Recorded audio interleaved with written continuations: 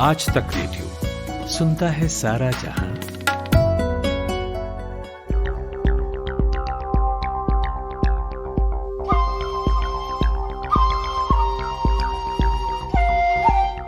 Corona संक्रमण पर काबू पाने के लिए देश भर में लॉकडाउन लगा। भारी संख्या में लोगों की नौकरियां गईं और वेतन में कटौती की खबरें आईं और जिसका आना अब भी जारी है। अब इससे संबंधित आंकड़े भी सामने आने लगे हैं। पूरे लॉकडाउन के दौरान बेरोजगारी का औसत दर 24% के करीब रहा है। Centre for monitoring Indian economy CMIE द्वारा जारी किए गए आंकड़ों में यह जानकारी सामने आई है। नमस्कार, मैं हूं ऋतुराज और आज तक रेडियो के इस पॉडकास्ट में आपका स्वागत है। इसके पहले के महीनों की बात करें तो बेरोजगारी की दर 5 से 6% हुआ करती थी। इस बीच स्टार्टअप्स की हालत भी खराब है। बेरोजगारी का यह आंकड़ा देश की मौजूदा हालत के बारे में क्या बतलाता है, इसी को समझाने के लिए मेरे साथ मौजूद हैं आर्थिक मामलों को बारीकी से समझने वाले और इंडिया टुडे हिंदी पत्रिका के एडिटर अंशुमान तिवारी। अंशुमान सर, स्वागत है आपका इस पॉडकास्ट में।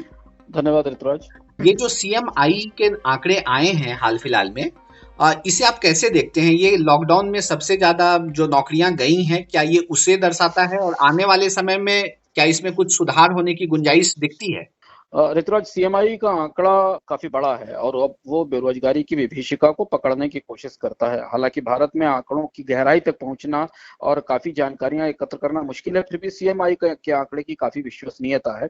और इसके हिसाब से अगर हम इस बेकारी दर को माने, 24% की बेकारी दर को, तो भारत में आमतौर पर हर चौथे आदमी के रोजगार पर खतरा है या हर चौथे आदमी की नौकरी संकट में है, क्योंकि भारत में करीब 45-46 करोड़ लोगों की लेबर फोर्स है, वर्क फोर्स है, जिसमें 24% के आसपास बेकारी है। सरकार भी अपने अलग अलग आकलनों में और निजी एजेंसियां भी मान रही हैं कि भारत में 11 से 12 करोड़ लोगों की नौकरियों पर खतरा है। ये इस आंकड़े के आधार पर जब हम अलग अलग क्षेत्रों की तरफ बढ़ते हैं और उन्हें देखने की और समझने की कोशिश करते हैं, तो ज्यादा गहराई से बेकारी की जो समस्या अभी उभर कर सामने आई है, वो निकल रही है, वो स्टार्टअप के स्पेस में है। स्टार्टअप्स ने पिछले 4-5 सालों में भारत में सबसे ज्यादा नौकरियां दी हैं और हर तरह के लोगों को नौकरियां दी हैं, जिसमें सेमी स्किल्ड लोग भी हैं, अनस्किल्ड लोग भी हैं, अच्छे और सुशिक्षित और तकनीकी तौर पर संपन्न और ज्ञान से संपन्न लोग भी हैं। लेकिन इस पूरे स्टार्टअप स्पेस में अचानक ऐसा लगता है जैसे बेकारी का विस्फोट हो गया है। एक और चीज ध्यान रखने वाली है कि बेकारी के आंकड़े अब आना शुरू हुए हैं, क्योंकि लॉकडाउन बढ़ते बढ़ते जब 60 दिन का हो गया और अब चर्चा है कि लॉकडाउन में शायद एक और बढ़ोतरी की जाएगी, तो अब कंपनियों का धैर्य टूट रहा है। अब उन्होंने नौकरियों से लोगों को निकालना और वेतन में कटौती का काम शुरू किया है। जो आंकड़े हमारे पास आ रहे हैं क्रिसिल की एक रिपोर्ट के हिसाब से, उसके मुताबिक देश में करीब 70% ऐसी कंपनियां हैं जिनके पास आमतौर पर 3 महीने से ज्यादा वेतन देने के लायक रिजर्व नहीं होता है। स्टार्टअप्स की बात हम कर रहे हैं। स्टार्टअप्स जो है वो पूरी तरह से फंडिंग पर टिका है। कोविड के बाद इन्वेस्टमेंट की कितनी गुंजाइश रह जाएगी इन स्टार्टअप्स के पास? कोविड के बाद भारत के बहुत सारे स्टार्टअप्स का बिजनेस मॉडल कोलैप्स कर गया है। नेस्कॉम ने एक सर्वे किया और जो सर्वे से हमें जो आंकड़े मिले हैं वो निश्चित तौर पर बेहद चिंताजनक है। 70% स्टार्टअप्स भारत में ऐसे हैं ऋतुराज जिनके पास केवल 3 महीने का कैश उपलब्ध है। इसमें भी सबसे ज्यादा नुकसान हो रहा है B2C स्टार्टअप्स को, यानी जो बिजनेस और कंज्यूमर के बीच में काम करते हैं, जैसे कि जो ग्रोसरी हेल्प पहुंचाते हैं या फूड डिलीवरी करते हैं, बाकी सर्विसेज डिलीवरी करते हैं। नेस्कॉम का सर्वे बताता है कि भारत में ऐसे 60% स्टार्टअप्स बंदी के करीब हैं और बंद हो जाएंगे। ये बहुत बड़ी संख्या है। और 40% स्टार्टअप भारत में ऐसे हैं जो नेस्कॉम के सर्वे के हिसाब से जिन्हें टेम्परेरली थोड़े समय के लिए बंद करना पड़ेगा। भारत में स्टार्टअप्स की संख्या करीब 10,000 के आसपास है और इनमें 4 लाख लोगों से ऊपर लोगों को करीब सीधा रोजगार मिला हुआ है और इनकी ग्रोथ पिछले साल 15% के आसपास रही थी। अब स्टार्टअप्स के सामने 2 बड़ी दिक्कतें हैं। एक बड़ी दिक्कत यह है कि इनके बिजनेस मॉडल कोलैप्स कर गए हैं, क्योंकि अधिकांश स्टार्टअप भारत में वो थे जो कारोबार और कंज्यूमर को जोड़ते थे, यानी घरों में तमाम तरीके की सेवाएं उपलब्ध कराते थे, चाहे वो ग्रोसरी की डिलीवरी हो, चाहे वो विभिन्न तरीके की और सर्विसेज हो। ये सारा का सारा बिजनेस पूरे पिछले 3 महीने के लॉकडाउन में ध्वस्त हो चुका है और आने वाले समय में इस बिजनेस के रिवाइव होने की संभावना कम है, क्योंकि लोग जिन चीजों पर खर्च करते थे, जिनके जरिए उनके खर्च सामने आते थे, वो खर्च आने की अब उम्मीद कम है, क्योंकि अर्थव्यवस्था में मंदी है। और दूसरा सवाल जो आपने पूछा कि जब इनके बिजनेस मॉडल टूट गए हैं, जब इन्हें आगे रेवेन्यू की उम्मीद नहीं है, जब इन्हें आगे कारोबार की उम्मीद नहीं है, तो इन्हें मिलने वाली फंडिंग भी सीमित होती चली जा रही है। भारत में स्टार्टअप्स के सामने पहले से भी फंडिंग की चुनौती रही थी, क्योंकि भारतीय अर्थव्यवस्था में मंदी की शुरुआत 1 साल 1.5 साल पहले हो चुकी थी। आने वाले समय में क्या जॉब सिनेरियो लगता है आपको स्टार्टअप्स के खासकर फील्ड में?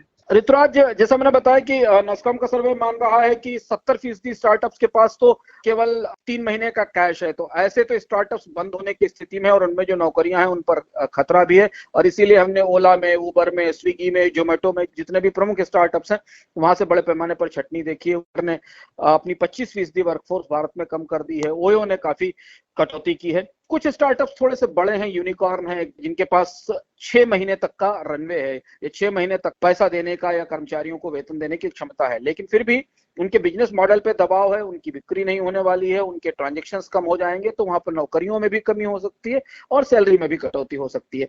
करीब करीब 8% स्टार्टअप भारत में ऐसे हैं जो 9 से 10 महीने का झटका या मंदी झेल सकते हैं।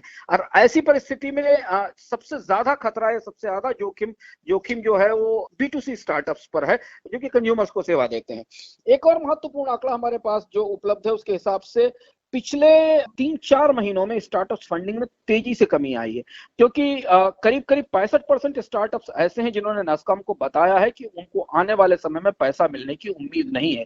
केवल 3% स्टार्टअप्स की जानकारी हमारे पास ऐसी आती है जिन्हें शायद आने वाले समय में पैसा मिल पाएगा।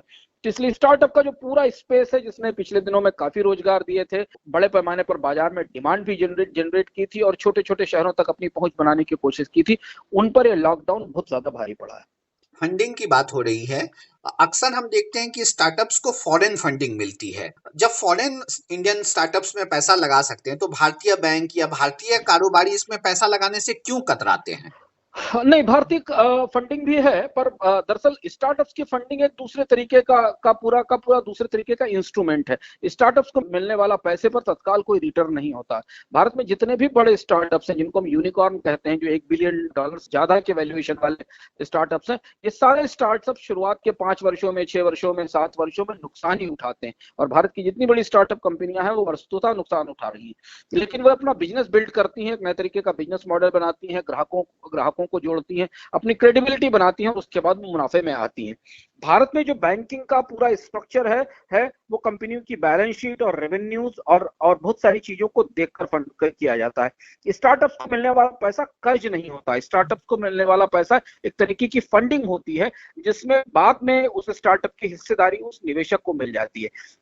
इतनी बड़ी रिस्क लेने की क्षमता ना तो भारत बैंकों में है और ना भारत में कोई इतने बड़े हाई नेटवर्थ इंडिविजुअल इन्वेस्टर्स हैं जो कि बड़े स्टार्टअप्स में पैसा लगा सकें। भारत में कुछ बड़े इन्वेस्टर्स हैं जो छोटे स्टार्टअप्स में पैसा लगाते हैं, पर वो फंडिंग छोटे स्टार्टअप की है जिनके बिजनेस आइडियाज बहुत अच्छे हैं। पर अगर आपको एक बड़ा स्टार्टअप बिल्ड करना है जो यूनिकॉर्न है, जिसकी $1 बिलियन से ज्यादा वैल्यूएशन है, उसके लिए काफी पैसा चाहिए और कंपनियों को काफी पैसा उसमें लगाना भी पड़ता है और जलाना भी पड़ता है। इसलिए हमने देखा कि चाहे पेटीएम हो या बिग बाजार हो या विडूली हो, इस तरीके के जो बड़े स्टार्टअप्स हैं भारत में, बायजूस हो, उन्हें हमेशा बाहर से ही पैसा लाना पड़ता है, उसमें खासतौर से चीन का पैसा आता है। शुक्रिया अंशुमान सर, स्टार्टअप से जुड़ी ये जानकारी देने के लिए और जो जॉब को लेकर जो सिनेरियो है अभी भारत में, उसे विस्तार से समझाने के लिए।